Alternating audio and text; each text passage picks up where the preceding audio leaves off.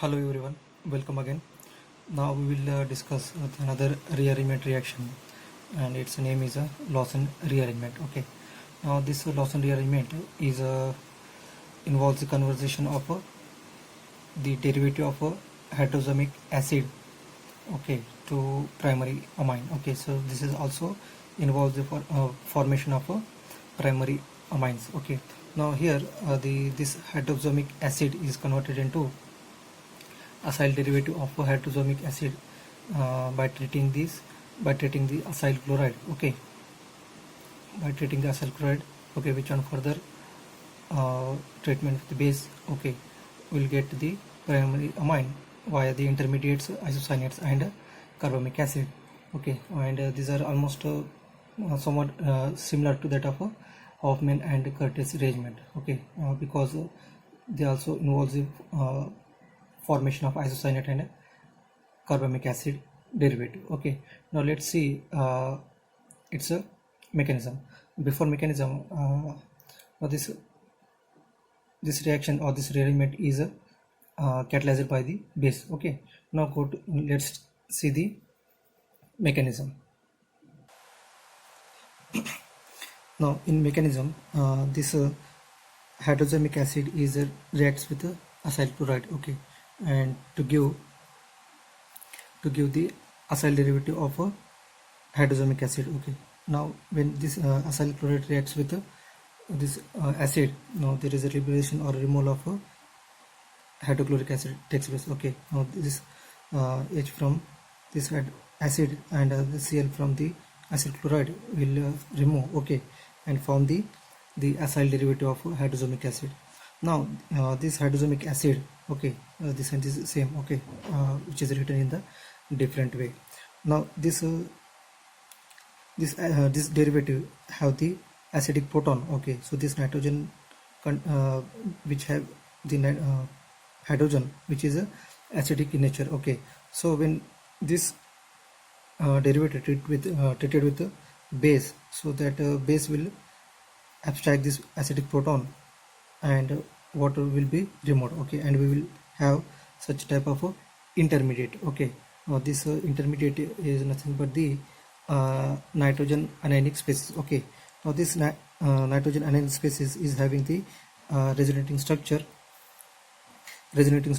like this. Okay, this nitrogen having the negative charge that will migrate between the carbon and nitrogen and form the double bond. Okay, and at the same time this one of the pi bond will move, okay, will migrate on nitrogen, and we will have such type of the resonating structure of this nitrogen anionic species. Okay, now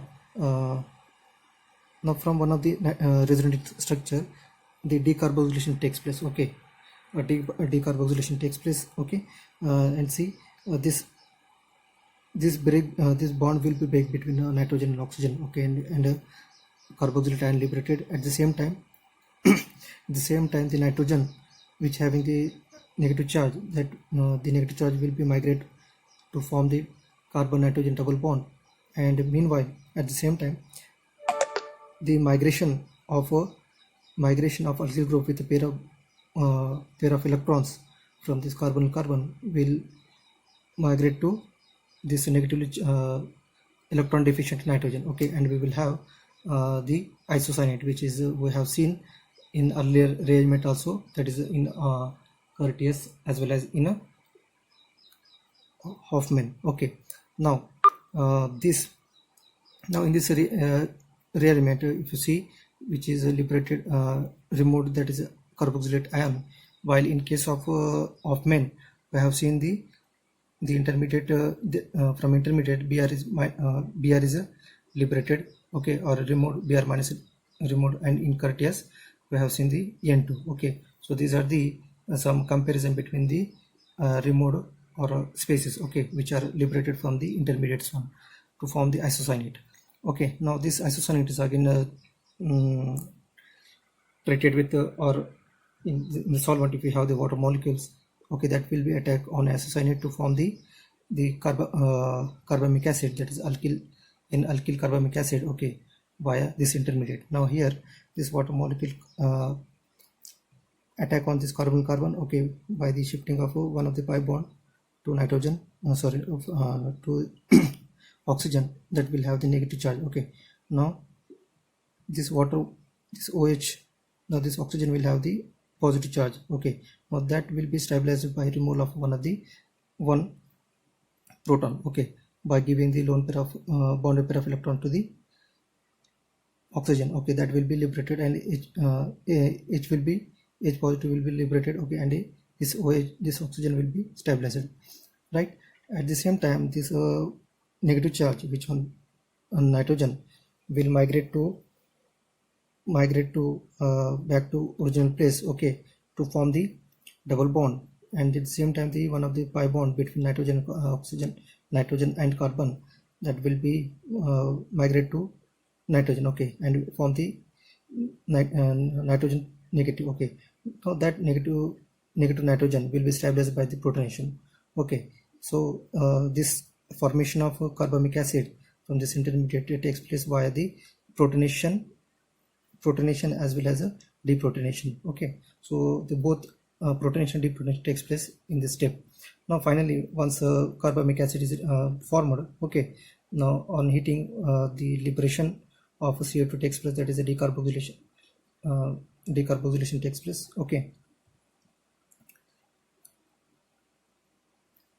and finally we will have the primary amine. Okay, so CO2 will be liberated from this step, okay, carbamic acid. Now instead of water molecule, if we have the methanol as a solvent, then in that case we will have the methyl or alkyl carbamate, okay, which on further treated on further heating, we will get the primary amine, okay, by the liberation of the CO2. Okay, so these are the same steps which we have seen in the earlier rearrangement, that is Hofmann and Curtius. For both rearrangement, that is Hofmann and Curtius rearrangement videos which it's a link, their links are given in the description, you can see there. Okay, so this is all about what you call the Lawson rearrangement. Okay, so in this we have seen the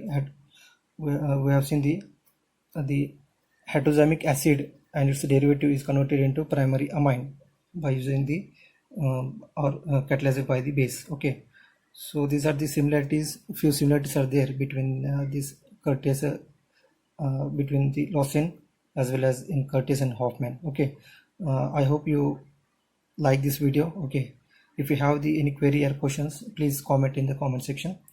See you for the next time. Okay, bye bye.